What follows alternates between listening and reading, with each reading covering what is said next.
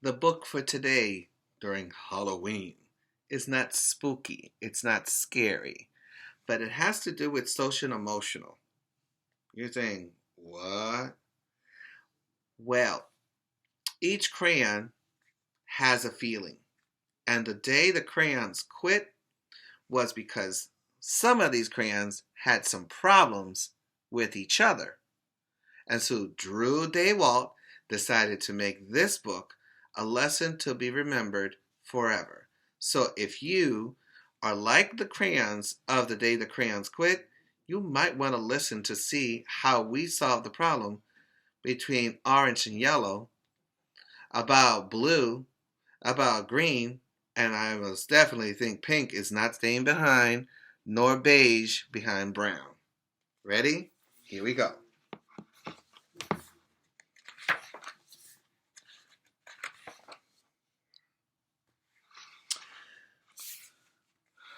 Let's see if I can fold this. I think I can. One day in class, Duncan went to take out his crayons and found a stack of letters with his name on them. Letters meaning envelopes full of complaints from the crayons. That's letters. Letters back then were written to your family members and people around the world, and they would come through the post officer, or what we call the mailman, and they would deliver them to your mailbox at home. But this one, Duncan received them right when he opened his crayon box. So there is a big problem. Let's see what Red has to say. Shall we? Hey, Duncan, it's me, Red Crayon. We need to talk. You make me work harder than any of your other crayons. All year long, I wear myself out coloring fire engines, apples, strawberries, and everything else that's red. I even work on holidays. I have to color all the Santas at Christmas and all the hearts on Valentine's Day. I need a rest. Your overworked friend, Red Crayon. That goes for those of you who love red. Check this one out. Purple. Dear Duncan, all right, listen. I love that I'm your favorite crayon for grapes, dragons, and wizards hats, but it makes me crazy that so much of my gorgeous color goes outside the lines. If you don't start coloring inside the lines soon, I'm going to completely lose it. Your very neat friend, Purple Crayon. Looks like we have a problem with somebody who's perfection, huh? I think that some of you don't have that problem, but I can see that some of you could have that problem. Here goes beige. Dear Duncan, I'm tired of being called light brown or dark tan because I am neither. I am beige, and I am proud. I'm also tired of being second place to Mr. Brown Crayon. It's not fair that Brown gets all the bear, ponies, and puppies, while the only thing I get are turkey dinners. It's I'm if I'm lucky, and wheat, and let's be honest. When was the last time you saw a kid excited about coloring wheat? Your beige friend, Beige Crayon. It's not only purple and red. Beige has a lot to say. Wow. Gray. This is the elephant's nose. Duncan, gray crayon here. You are killing me. I know you love elephants, and I know that elephants are gray, but that's a lot of space to color all by myself. And don't even get me started on the rhinos, hippos, and humpback whales. You know how tired I am after handling one of those things? Such big animals. Baby penguins are gray, you know, so are very tiny rocks, you know, pebbles. How about one of those once in a while to give me a break? Your very tired friend, the gray crayon. Interesting. Gray crayon. This was going to be funny. I hope you see that one. Dear Duncan, you color with me, but why? Most of the time, I'm the same color as the page you are using on me. White. W-H-I-T-E. If I didn't have a black outline, you wouldn't even know I was here. I'm not even in the rainbow. I'm only used to color snow or to fill in empty spaces between other things. And it leaves me feeling, well, empty. We need to talk. Your empty friend, white crayon. I can't believe this.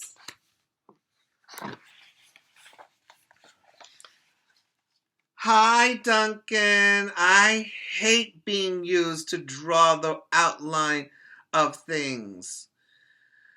Things that are colored in by other colors.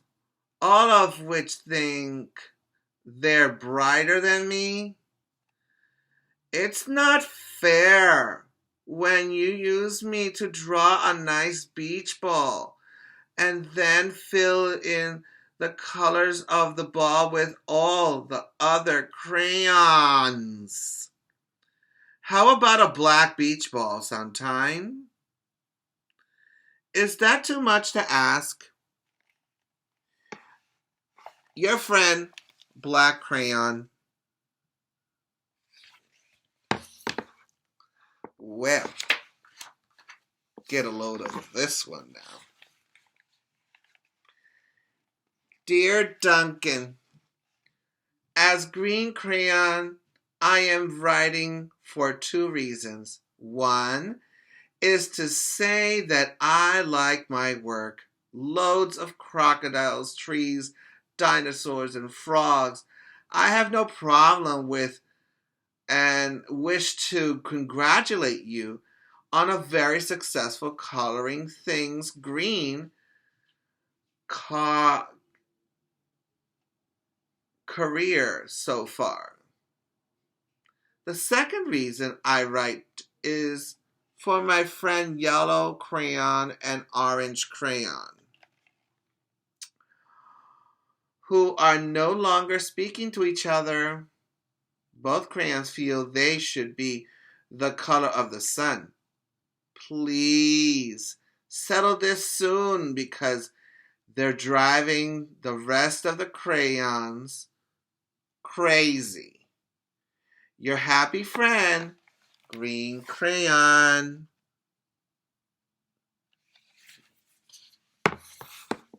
I can't believe this is happening.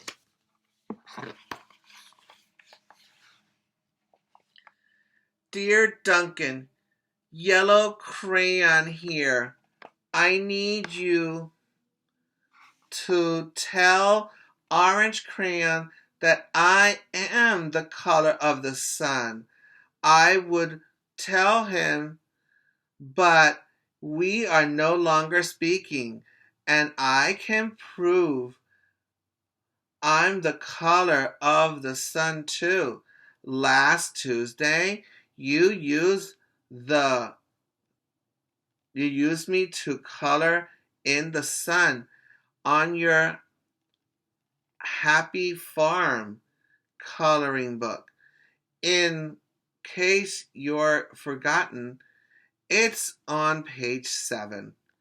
You can't miss me. I'm shiny. And I'm shining down brilliantly on a field of yellow corn. Your pal and the true color of the sun, yellow crayon. And as you see, the orange crayon is not happy. So we got to hear what the orange crayon has to say. Shall we? Dear Duncan, I see yellow crayon already talked to you, the big whiner. Anyway, could you please tell Mr. Tattletale that he is not the color of the sun? I would, but we're not longer speaking. We both know I am clearly the color of the sun because on Thursday you used me to color the sun on both the Monkey Island and the Meet the Zookeeper pages in your Day at the Zoo coloring book. Orange, you glad I'm here? Ha! Your pal and the real color of the sun, orange crayon. Boy, some people have some problems. We gotta fix this.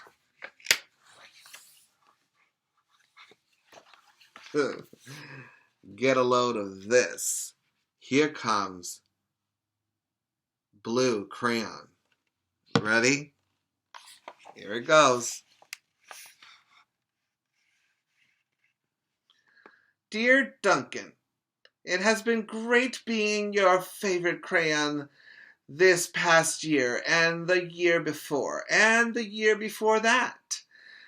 I have really enjoyed all those oceans, lakes, rivers, raindrops, rain clouds, and clear skies. But the bad news is that I am so short and stubby. I can't even see over the railing in the crayon box anymore. I need a break. Your very stubby friend, Blue Crayon. Looks like everybody has a problem, right? I wonder how we're going to solve all these problems. Oh, fasten your seatbelt. Here comes pink. Hear this one. Duncan, okay, listen here, kid. You have not used me once in the past year. It's because you think I am a girl's color, isn't it? Speaking of which, please tell your little sister I said thank you for using me to color in her little princess coloring book. I'm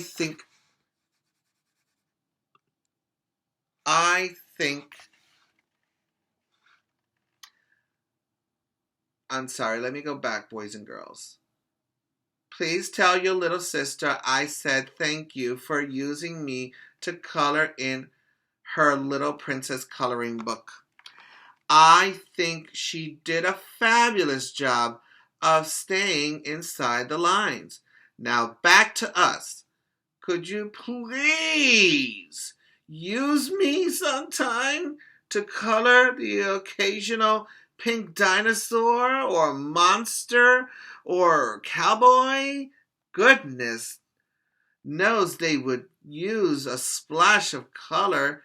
Your unused friend, Pink Crayon.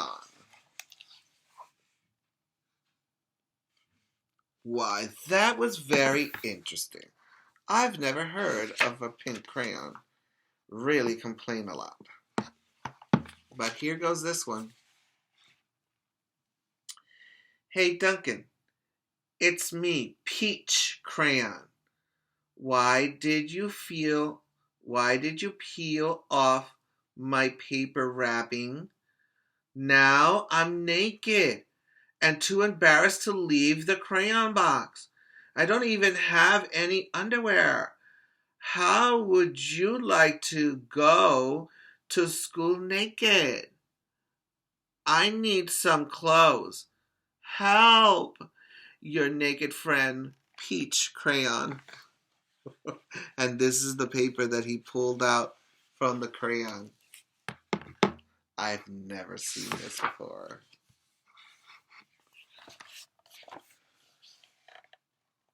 Well, poor Duncan just wanted to color. And of course he wanted his crayons to be happy. And that gave him an idea. He read their letters. Let's see how he's going to solve this problem.